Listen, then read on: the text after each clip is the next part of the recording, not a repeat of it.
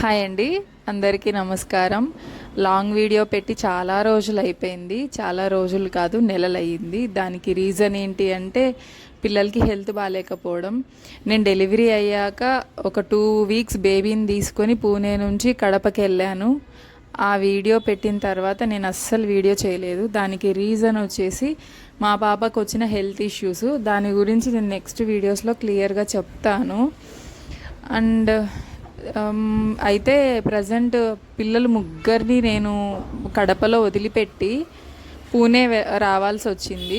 దానికి రీజన్ ఏంటంటే హస్బెండ్ ఇల్లు షిఫ్ట్ అవుతున్నాం అన్నమాట. హస్బెండ్ ఒక్కరే అన్ని పనులు చేసుకోవాలంటే కష్టం అవుతుంది కదా. మళ్ళీ నెక్స్ట్ నాకు ట్యూబెక్టమీ ఆపరేషన్ కూడా ఉంది. దానికోసం అని చెప్పి నేను ఇదే నాకు కరెక్ట్ టైము అనిపించి పిల్లలు ముగ్గురిని అమ్మ వాళ్ళని చూసుకోమని ఆ కడపలో వదిలి ఒక్కదాన్ని కడప నుంచి పూణే వెళ్తున్నా అనమాట. నేను నా పెళ్ళైనప్పటి నుంచి ఈరోజు వరకు ఎప్పుడూ ఒక్కదాన్ని పూణే ట్రావెల్ చేయలేదు. కడప నుంచి ఫస్ట్ టైం పిల్లల్ని వదిలేసి ఆయన అక్కడ పూణేలో ఉంటే నేను ఒక్కదాన్ని జర్నీ చేస్తున్నా. జీవితం ఎంత విచిత్రమో కదా. ఇక్కడ సూర్యుడు చూసారా, చంద్రబింబంలాగా ఎలా వెలిగిపోతున్నాడో.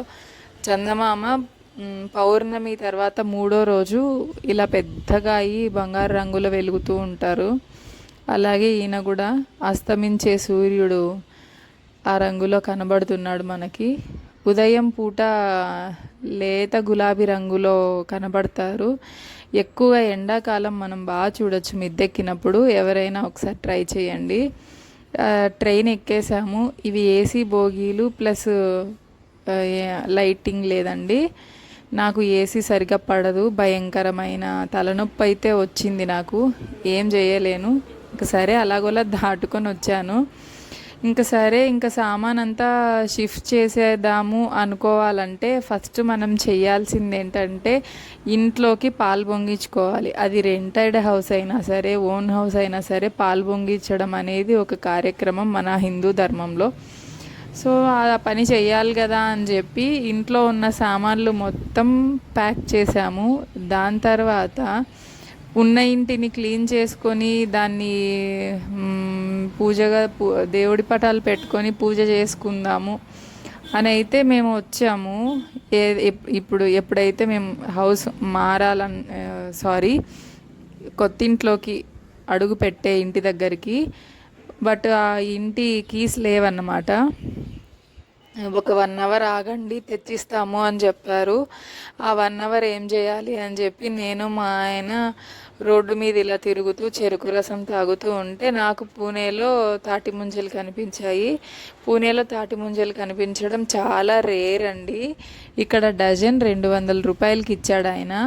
ఆయన ఇంగ్లీష్లో అయితే ఐస్ యాపిల్ అన్నాడు, మరాఠీలో ఏదో పేరు చెప్పాడు కానీ నాకైతే గుర్తు రాలేదు. దాని తర్వాత అక్కడే పక్కనే మామిడి పళ్ళు ఉన్నాయి. మామిడి పళ్ళల్లో ఇక్కడ అల్ఫాన్సా చాలా ఫేమస్ మహారాష్ట్రలో. కేజీ 400 రూపాయలు ఉంటాయి. నేను చాలాసార్లు తీసుకున్నాను, తిన్నాను, బట్ నాకు టేస్ట్ అయితే అస్సలు నచ్చలేదు. మళ్ళీ కేసర్ అని ఓ రకం వస్తాయి, అవి పర్వాలేదు, బాగానే ఉంటాయి. అయితే ఇక్కడ నుంచి అల్ఫాన్సా వేరే దేశాలకు ఎక్స్పోర్ట్ చేస్తూ ఉంటారు. మరి సరే, ఎవరి ఇష్టం వాళ్ళది. నాకు బేనిషా అంటే చాలా ఇష్టం. రాయలసీమ సైడ్ ఉన్న వాళ్ళందరికీ బేనిషా చెట్లు అంటే బాగా తెలుసు. అదిగోండి ఇక్కడ కనబడుతున్నాయి కదా.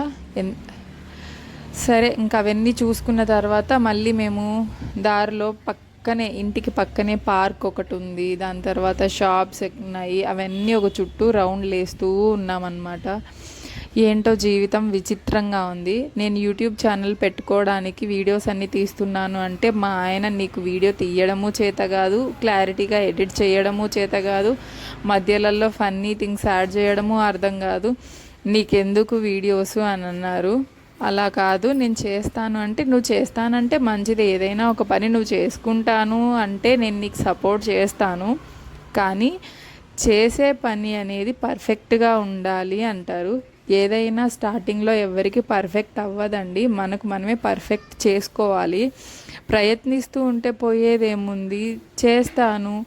ఎప్పుడో ఒకసారైనా నేను కరెక్ట్ అవుతాను కదా, వీడియోని ఎలా తీయాలి, ఎలా మాట్లాడాలి, ఎలా చేసుకోవాలి అని నాకు కొంచెం ఐడియా వస్తుంది కదా అని చెప్పి నా ప్రయత్నం అయితే నేను చేస్తున్నా. బట్ వీడియో తీసేటప్పుడు ఏంటంటే మనం వీడియోలో ఎక్కువగా కనిపించాలి, కానీ నేను వీడియో తీసేటప్పుడు నేను ఎలా కనిపించలేను. ఫ్రంట్ కెమెరా పెట్టుకొని కూర్చొని మాట్లాడితే తప్ప ఆ కూర్చొని మాట్లాడాల్సిన విషయాలు అయితే ఖచ్చితంగా ఉన్నాయి. పిల్లలకు వచ్చిన ప్రాబ్లమ్స్, నా ట్యూబెక్టమీ, ఇవన్నీ నెక్స్ట్ వీడియోలో నేనైతే షేర్ చేద్దామని అనుకుంటున్నా. ప్రజెంట్ అయితే ఈ చిమ్మ చీకటి ఇక్కడ నేను ఒక 3 మనుషులు కూర్చోవడం చూశానండి. అయితే నేను కొంచెం ఫీల్ అయింది ఏంటంటే, ఒకప్పుడు 3-4 మనుషులు కలిసి ఒక సంధ్య వేళలో కూర్చొని ఉంటే ఏదో ఒక ముచ్చట్లు చెప్పుకునేవాళ్ళు. అది ఇలా జరిగింది, ఇది అలా జరిగింది, అలా చేసి ఉండాల్సింది, ఇలా చేసి ఉండాల్సింది, ఆయన అలా చేయారు, ఈవిడ ఎలా పోయింది, ఇలా మాటలు మాట్లాడుకుంటూ ఉండేవాళ్ళు. కానీ ఇప్పుడు ఒక 3 మనుషులు వరుసగా కూర్చొని ఉన్నారు. నా కళ్ళతో చూసాను. 3 సెల్ ఫోన్లు పట్టుకొని వాళ్ళ సెల్లులు చూసుకుంటూ ఉన్నారు. ఇంకా ఆ 3 ఒక చోట ఎందుకు కూర్చున్నారో కూడా అర్థం అవ్వట్లేదు. మనం మొబైల్కి అంతలా అడిక్ట్ అయిపోయాం. సరే, ఇంకా ఫైనల్గా అవన్నీ చూసుకొని ఇంకా మా ఇంటి దగ్గరికి అయితే వచ్చేసాము. కీస్ కోసం వెయిట్ చేస్తూ అక్కడ టాపల మీద కూర్చొని అలా చూస్తూ ఉన్నానన్నమాట. సో ఫైనల్గా అయితే వచ్చారు. సండే కావడంతో వాళ్ళు వర్కింగ్ అంట, హస్బెండ్ అండ్ వైఫ్ ఇద్దరే ఉంటారు. సో బయటికి వెళ్ళి షికార్కి తర్వాత వచ్చి మాకైతే ఇదిగోండి అని కీస్ ఇచ్చారు. అప్పుడు టైం వచ్చి 11. సో ఆ టైంలో కీస్ ఓపెన్ చేసుకొని ఇల్లంతా క్లీన్ చేసుకొని దేవుడికి పూజ చేసుకొని పాలు పొంగించి దాని తర్వాత మా అమ్మ ఇల్లు ఎలా ఉందో చూడాలి, ఒకసారి వీడియో తీవే అంటే వచ్చినట్లు తీస్తానమ్మా, నువ్వు దయచేసి నన్ను తిట్టకు అని చెప్పి వచ్చినంత వరకు మా అమ్మకి వీడియో తీసి వీడియో పంపించి అక్కడి నుంచి అమ్మయ్య అని మళ్ళీ మేమున్న పాతింటి దగ్గరికి అయితే వెళ్ళిపోయామన్నమాట. వెళ్ళిపోయి ఆ నైట్ అలా స్టే చేసి మళ్ళీ నెక్స్ట్ 2 డేస్లో ఆ సామాన్ మొత్తం షిఫ్ట్ చేయడము, ఆ సామాన్ అంతా సర్దడము, ర్యాక్స్ లేవు, ర్యాక్స్ కొనుక్కోవడం, ఇదే సరిపోయింది నాకు. ఇల్లు ఎంత బాగుందో, ఫర్నిచర్ లేకపోవడం వల్ల అంతే ఇబ్బందిగా ఉంది. హాల్కి ఒక బాల్కనీ,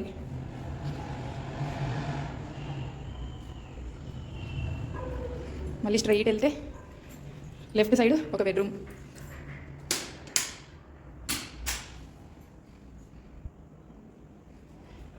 దానికి attached bathroom, sink, western toilet. Same లెఫ్ట్లో ఒక సింక్, ఇండియన్ టాయిలెట్, ఇది షవర్ అండ్ లెఫ్ట్లో ఇంకో బెడ్రూమ్. ఇందాక రైట్ బాత్రూమ్ బెడ్రూమ్, ఇప్పుడు లెఫ్ట్ బెడ్రూమ్. లైట్ లేదు,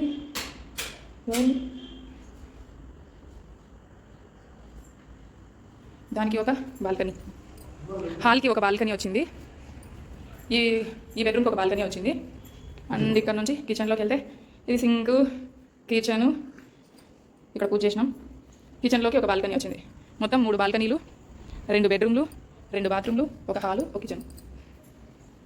ర్యాకులు మాత్రం ఏమీ లేవు, నో ర్యాక్స్, ఒక ర్యాక్ కూడా లేదు. దుర్మార్గులు, ఏం చేద్దాం. ఈ కులాయిలు బాగున్నాయి బా, ఉడికింది ఊడగొట్టిందని చెప్పేసామి. రాగానే నేను చేసిన బ్రేకేజ్ ఏ చేతిలో పెట్టినప్పుడు చేయడం నేను తిప్పితే రాలేదు, చూద్దురా అన్న. ఇదిగోండి ఇలా తిప్పితే ఆనా, ఇలా తిప్పితే ఆఫా, వాటర్ రావట్లేదే, ప్రెస్ చేసిన రాలా. ఇదేందో కొత్త సిస్టమ్ సామి, మనకేం తెలియదు. అది మీద పెట్టా ఓనర్ నడుదా మీకు మనకి ఎందుకు. ఏందో ఇట్లా తిప్పితే ఇట్లా తిప్పితే వాటర్ వస్తాయి. ఓహో, ఇట్లా తిప్పితే వాటర్ వస్తాయా?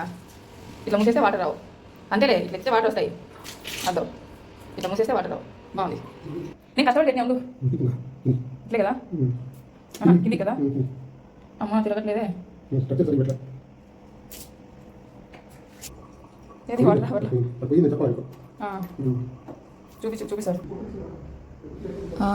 ఇక్కడ సామాన్లు కొనుక్కుందామని చెప్పి షాప్కి వచ్చామండి. కిచెన్ సామాన్లు అవి ఏమన్నా తీసుకుందామని. ర్యాక్స్ అలాంటివి ఏం లేవని చెప్పాను కదా. సో ర్యాక్స్ అవి చూస్తూ ఉంటే ఎవరో ఒక ఫ్యామిలీ వచ్చారు. ఆయన జోబీలో గులాబీ పువ్వు పెట్టుకొని ఉన్నారు. నేను వీడియో లాంగ్గా తీయడం వల్ల అది కనిపించలేదు, అది కట్ అయిపోయింది అనమాట.